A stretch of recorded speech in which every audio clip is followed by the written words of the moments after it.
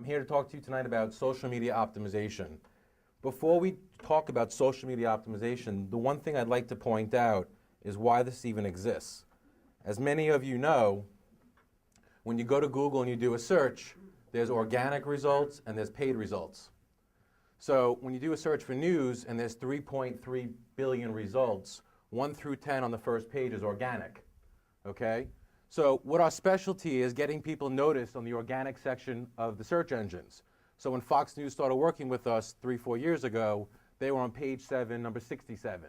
Today at a 3.3 million, they're number 1, 2, 3, 4, organically. And this is pay-per-click, you pay per click.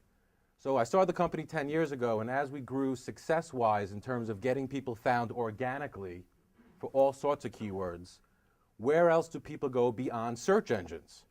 And there are forums, there are blogs, we're going to talk about a lot of these tonight, Twitter, Flickr, and these other networks or social media websites where there's niche communities and conversations going on. So one of the fastest parting sections of our business lately has been this social media optimization, because it's in these conversations and where these places are happening that we can actually track and monitor what goes on.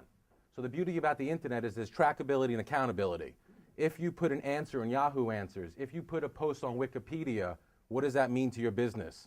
And what I'm going to show you is through tracking, you can follow either traffic, leads, orders, and what it can do for your business. So it's not I didn't put together a lot of slides because there's a lot of content to cover, and as we discussed earlier, we'll have a Q&A towards the end. But essentially, social media optimization, or we call it Web 2.0 optimization, is user-generated content. It's communities, it's Yahoo Answers, it's Wikipedia, it's Digg, Delicious, Reddit, StumbleUpon. It's outside of search engines where people go either in forums, in social bookmarking. This is what my favorites are, and if you have a similar interest, you'll follow that person. Twitter and tweeting, you know, what you're doing, people following your actions. And there's virability.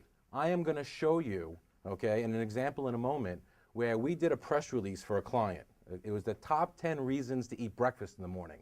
A simple, you know, press release.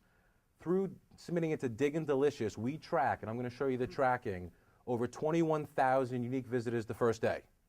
21,000 unique visitors, not using PR Web, PR Newswire, which are fine, and we use those as well, but just saying through virability. And the part is 21,000 and change the first day. The second day, 14,000. And that keeps building. So your messaging or your brand or the link to your website is always out there. If you do a banner ad, if you do pay-per-click, that's all sensitive based on ad spend and timing. But when you're out there in the social media field, your message, your link, your brand lives on and on and on. And it's always changing, because what's popular today obviously may not be popular tomorrow.